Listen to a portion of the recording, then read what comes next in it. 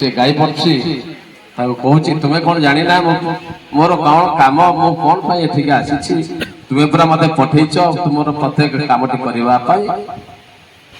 आपण केमी जाना आप सब जान मत पचार मुझे कौन कह मुझे सामान्य मनीषटीए से कहते ईश्वर कहते से स्रष्टा कहते मनीष सृष्टि की कहते सृष्टि तोरी तोते तो मु पाटी दे तोते ज्ञान दे बुद्धि दे तोते मनीषटीए कर छाड़ी जे तू तोरी कथार तोरी भाषा कहले मत भल लगे मत शुणा भल लगे तेणु तू कह मु शुणिबी जे तू कौन पाई मो पछरे गोड़ेछु कौन पाई मो पछ पछ आसुछु सेठु से पुणे स्रष्टांकर उत्तर दवा पाई जाउछि जाइछि कहूछि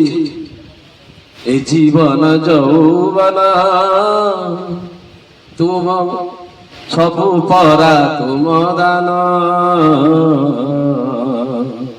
किछि देई ना बोले करिबी कि अभिमान करिबी कि अभिमान सब प्रथम देइछ ए जीवन जौवन सब देइछ तुमर मु केमिति कहबे तुमे किछि देई ना बोले हे प्रभु सब देइछ किंतु एते दुख किया दउछ मते एते कष्ट काहे दउछ दे मु जानि पारु नाही मु कोन बा तुमको आ देई नाही कोन बा देई परिबी तुमको तेनो समस्ते सेई भीतर हजी जानते मजी जानते आओ जहाँ पाई आम मनीष अच्छा मनीष होती आज वीरसार नहांती थिले 11 दिन पूर्व आम पाखे थिले किंतु आज नहांती से जो जिनसटा आज पाखे नाही बा पाखे राम नाम सत्य है कही नहीं श्मशान में फोड़ी दे आसिले से देह को से देह पाई आउ आत्मा पाई गीत टे गाई मो सांग करी रे पीत बास निश्वास को नहीं रे विश्वास रे पीत बास निश्वास को नहीं रे विश्वास ए दिन राति संज खाली बहे अनचास रे पीत बास निश्वास को नहीं रे विश्वास सेमती निश्वास को विश्वास केतबेले नहीं जेतबेले से थिब ये शरीर भितर चली शरीर काम कार्य सब चली सी चलला तो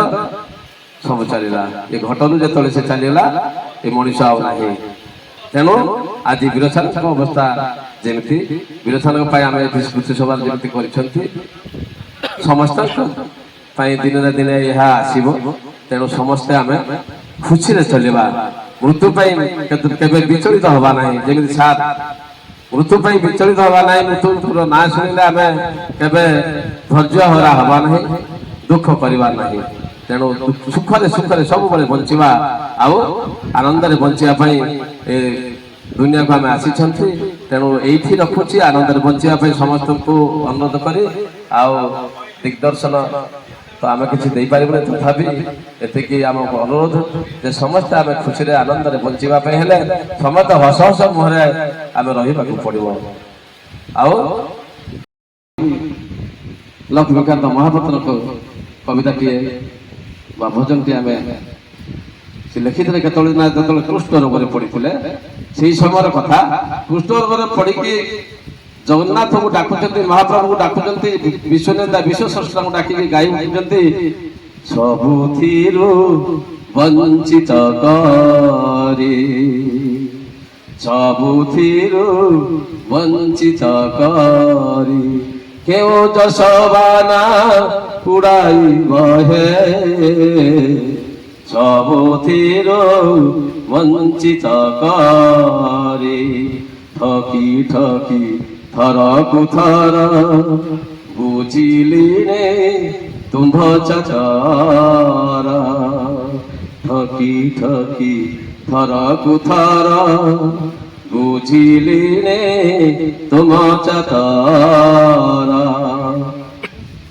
हाट मझी तारे ठिया करी बाट हाट मझी तारे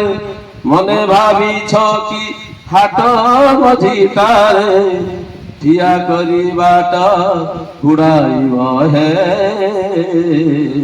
सबुथिरु वंचित करे। ହେଉଛି ଶେଷ ଜୀବନର କଥା। ମଣିଷର ଶେଷ ଜୀବନ ଯେତେବେଳେ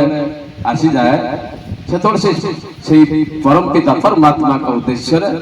ମନ ଆଉ ଚିତ୍ତ ସବୁବେଳେ ସେଇଠି ରଖନ୍ତି, ତାଙ୍କ ପାଦ ପଦ୍ମ ତଳେ ଲୀନ ହେଇଯିବା ପାଇଁ ଚାହାନ୍ତି। ହେ ମହାପ୍ରଭୁ ମତେ ତୁମେ ଶୀଘ୍ର ନେଇଯାଅ,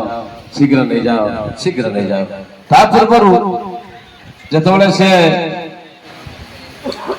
ଚିନ୍ତା କରୁଛି ମଣିଷଟା, ସେଠି ଈଶ୍ୱର ପଚାରୁଛନ୍ତି, ପରମାତ୍ମା ପଚାରୁଛନ୍ତି ତୁ କାହିଁକି ମୋ ପଛରେ ଗୋଡ଼େଇଛୁ?